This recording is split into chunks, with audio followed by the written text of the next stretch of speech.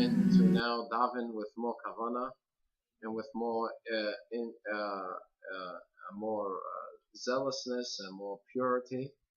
So we're now going to do on page 13, which is a paragraph called The Binding of Isaac, the Akedah, in the Siddur. The question is, why do we say this every morning? What does this have to do with davening? Davening is something that, we're supposed to connect to Hashem and ask from Hashem different requests. Why do we mention the binding of Isaac?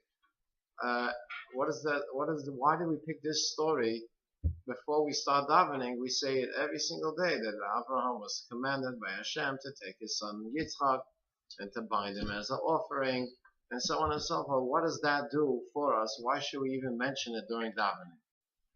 So the answer is two answers. One is that in order for Hashem to have mercy on us, we say, Hashem, let me ask you a question.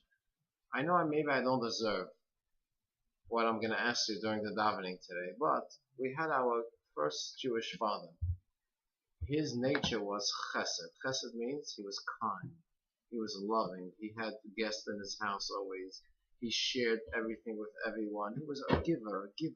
He always gives and gives, and he was a loving. And all of a sudden, you gave him one mitzvah that was totally opposite of his nature. You told him, go take a knife and slaughter your son Yitzchak. You know how hard that was for him? It was opposite of his whole being. His whole being was chesed. As the Torah says that once Abraham was created, the attribute of chesed said to Hashem, I lost my job because Abraham is doing my job instead of me. That's who he was. He was a chesed person. He wanted Yishmael to be his son. That's how kind he was.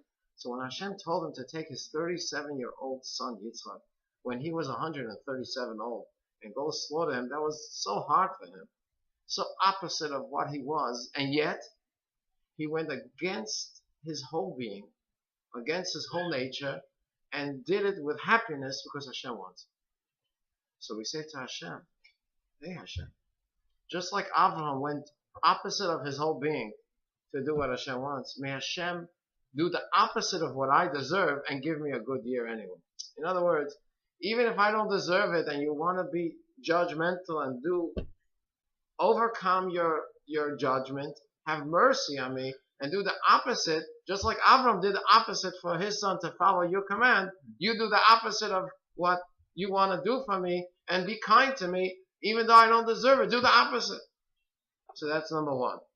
Number two, a very interesting concept is, where do we daven? When we daven, we face east, which is the Beis Hamikdash, the temple. Why don't we do anything to remember Mount Sinai, where Hashem gave us the Torah, made us a Jewish nation, gave us all the mitzvahs? Without Mount Sinai, we wouldn't be here, we wouldn't be Jewish. Nothing we do to remember Mount Sinai where God gave us the Torah. The only thing we do is we face the Beit HaMikdash, which we build a home for God. Why? And the answer is, there's a major difference between God giving us a gift and we giving ourselves up for God. Where was the first place where a Jew was ready to give up his life for God? Was where Abraham took his son and was ready to slaughter his son for who? For Hashem. That's where Hashem cherishes the most.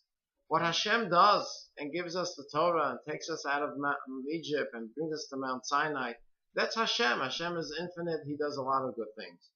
But where's the real test is, where are we? Are we ready to be slaughtered, to give ourselves to Hashem? Like Avram took his son Yitzchak.